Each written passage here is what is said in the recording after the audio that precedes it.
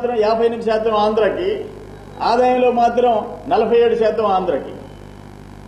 వాళ్ళకి మాత్రం జనాభా ప్రాతిపదికన అప్పులు, రెవెన్యూ మాత్రం ఇబ్బడి ముబ్బడిగా.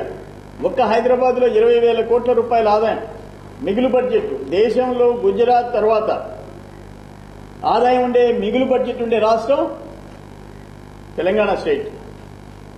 14th ఫైనాన్స్ కమిషన్ చెప్పింది, 14వ ఫైనాన్స్ కమిషన్, అయ్యా 2020 సంవత్సరం వరకు ఆంధ్రప్రదేశ్ లోటులోనే ఉంటుంది అని, రెవెన్యూ లోటులో ఉంటుంది. అటువంటి రాష్ట్రంలో మేము అధికారంలోకి రాబట్టి, చంద్రబాబు నాయుడు గారి అధికారంలోకి రాబట్టి ఈరోజు ఒక్క రైతుల రుణమాఫీ 25,000 కోట్ల రూపాయలు ప్రభుత్వం భరిస్తుంది. ఆల్రెడీ 7,000 కోట్ల రూపాయలు రిలీజ్ చేసింది. అదే జగన్మోహన్ రెడ్డి వచ్చుంటే ఈ 25,000 కోట్ల రూపాయలు రైతులకి రుణమాఫీ అసాధ్యమని చెప్పిన జగన్మోహన్ రెడ్డి గెలుచుంటే 25,000 కోట్ల రూపాయలు రైతులకు తక్కేదని అడుగుతుందా? 2, డాక్రా రుణాల విషయంలో 10,000 కోట్ల రూపాయలు వడ్డీలతో కూడా మేము భరించాలని సిద్ధపడి ఈరోజు 3,000 చిల్లర కోట్ల రూపాయలు రిలీజ్ చేశాం. మొత్తం దశల వారీగా ఇంకొక కొద్ది మాసాల్లో 10,000 కోట్ల రూపాయలు డాక్రా మహిళలకి సాయం చేస్తున్నాం. 10,000 కోట్ల రూపాయలు నువ్వు గెలిచుంటే జరిగేదని అడుగుతున్నా. రాజశేఖర రెడ్డి 200 రూపాయలు పెద్ద గొప్పగా చెప్పుకుని పెన్షన్లు ఇచ్చినారు మా నాయన అని చెప్పి చెప్తున్నావు. 1,000 రూపాయలు ఇస్తున్నావు. వికలాంగులకి 1,500 ఇస్తున్నాం. సంవత్సరానికి 6,000 కోట్ల రూపాయలు అవుతుంది. 5 సంవత్సరాలకి 30,000 కోట్ల రూపాయలు నువ్వు గెలిచింటే వచ్చిండేదని అడుగుతున్నా నేను. ఆనాడు మొత్తము ఇంట్లో కరెంట్ లేదు, ఈదులో కరెంట్ లేదు, పరిశ్రమలకు కరెంట్ లేదు, వ్యవసాయానికి కరెంట్ లేదు. 20,000 పరిశ్రమలు మూతపడి 2 లక్షల మంది కార్మికులు రోడ్లో పడ్డారని మేం చెప్పింది కాదు, ఇది ఫ్యాక్సియా చెప్పింది. 2004 నుంచి 2012 వరకు 8 సంవత్సరాల్లో 20,000 మంది రైతులు ఆత్మహత్య చేసుకున్నారని చెప్పేసి సాక్షాత్ లోక్సభ సభ్యుడేసిన ప్రశ్నకి హోంశాఖ సహాయ మంత్రి సమాధానం చెప్పాడు. రాజశేఖర రెడ్డి టైంలో, రోసయ్య టైంలో, కిరణ్ టైంలో 20,000 మంది రైతులు. ఈ రోజునేమో రైతులకి రుణమాఫీ దగ్గర నుంచి 7 గంటలు నిక్కచ్చిగా కరెంట్ ఇస్తున్నాం, 9 గంటలు ఇచ్చేదానికి ప్రయత్నం చేస్తున్నాం. నువ్వైతే వచ్చిండేదాన్ని అడుగుతున్నా. ఈ రోజు పరిశ్రమలు విదేశాల నుంచి పెట్టుబడులు పెట్టేదానికి సిద్ధపడుతున్నారు. నువ్వు కరెంటు లేకుండా చేస్తుంటే పరిశ్రమలు వచ్చిండేయా? గ్రామాల్లో ప్రజలు బతికుండేవాళ్ళ, రైతులు బతికుండేవాళ్ళ అని అడుగుతున్నా. ఈ 3 విషయాల్లో రైతుల రుణమాఫీ 25,000 కోట్లు, డాక్రా మహిళలకి 10,000 కోట్లు, 5 సంవత్సరాలు 1,000 రూపాయలు లెక్కన పెన్షన్లు, సంవత్సరానికి 6,000 లెక్కన 30,000 కోట్లు, మొత్తం 65,000 కోట్ల రూపాయలు ఒక్క రైతులకి, డాక్రా మహిళలకి, ముసలి వాళ్ల పెన్షన్లకి 65,000 కోట్ల రూపాయలు 5 సంవత్సరాల్లో ఖర్చు పెడుతున్నావు. నువ్వైతే ఖర్చు పెట్టుండేవాడివా? నువ్వు గెలిస్తే జరిగి ఉండేదాన్ని అడుగుతున్నా నేను. 5వది ఏంటంటే, 5వది ముఖ్యమంత్రి చంద్రబాబు నాయుడు గారికి ముందు చూపు ఉంది, కమిట్మెంట్ ఉంది, ఒక స్థిర నాయకత్వం ఉంది, ఆయనకి అనుభవం ఉంది. అవినీతి కార్యక్రమాల్లో ఎక్కడ దరిదాపులకు రానిలేదు. ఎన్టీ రామారావు, చంద్రబాబు నాయుడు గారు 18 సంవత్సరాలు వాళ్ళ చరిత్ర అది.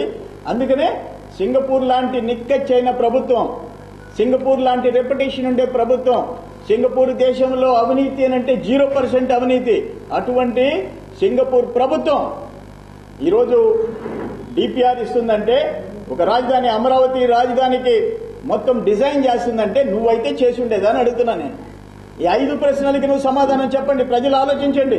దేనికి సమర్థించి చేస్తున్నావు అని అడుగుతున్నా నేను. నీవు నిన్న గవర్నర్ దగ్గరికి పోయి వచ్చిన పెద్ద మనిషి, నువ్వు పోయి చంద్రబాబుని కేసులో బుక్ చేయమని చెప్పేసేసి, నువ్వు 13 కేసుల్లో ఉండావు కాబట్టి చంద్రబాబు నాయుడు కూడా కేసుల్లో ఇరుక్కోవాలా?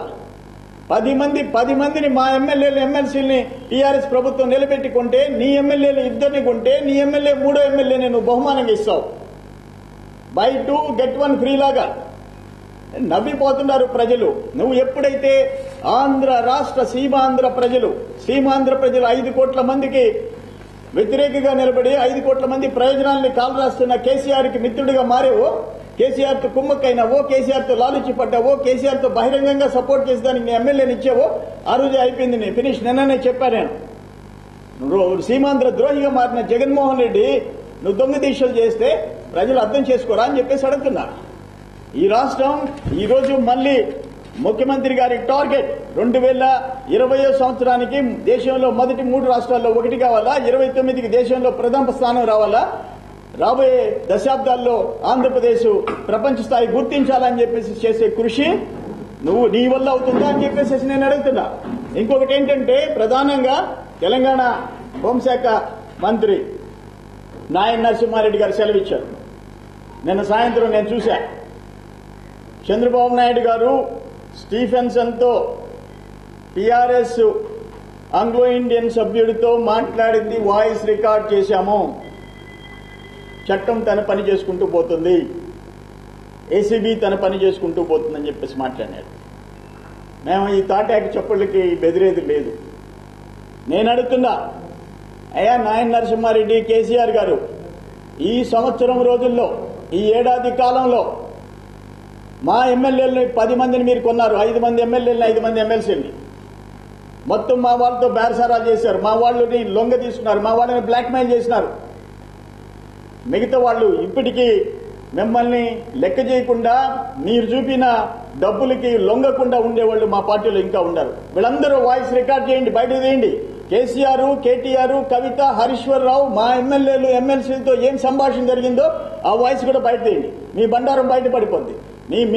మీ ఏసీబీ మీకు ఒకటే కాదు ఉండేది. మాకు ఏసీబీ ఉంది, మాకు హోంశాఖ ఉంది, మాకు హోమ్ మినిస్టర్ ఉన్నాడు. నాయన నరసింహారెడ్డి బెదిరింపులకి భయపడి పారిపోయేది లేదు. రేవంత్ రెడ్డి ఒక్క ఇష్యూ వచ్చిన తర్వాత దాన్ని చూసుకొని అందరూ రేవంత్ రెడ్డి ఇష్యూ తొరగగానే 2 రాష్ట్రాల్లో ఉండే అవినీతి పరులంతా ఒక్కసారి లేచి కూర్చోండారు. అందరూ దూకుతున్నారు, ఒక్కసారి దూకుతున్నారు. మీ చరిత్ర, కాంగ్రెస్ చరిత్ర, టీఆర్ఎస్ చరిత్ర, జగన్మోహన్ రెడ్డి చరిత్ర ఒక్కసారి వెనక్కి చూసుకోండి. 100 ప్రశ్నలకు సమాధానాలు చెప్పిన తర్వాత మీరే చంద్రబాబు నాయుడు గారికి ఎన్ని మార్కులు వచ్చాయని మీరే కూడండి.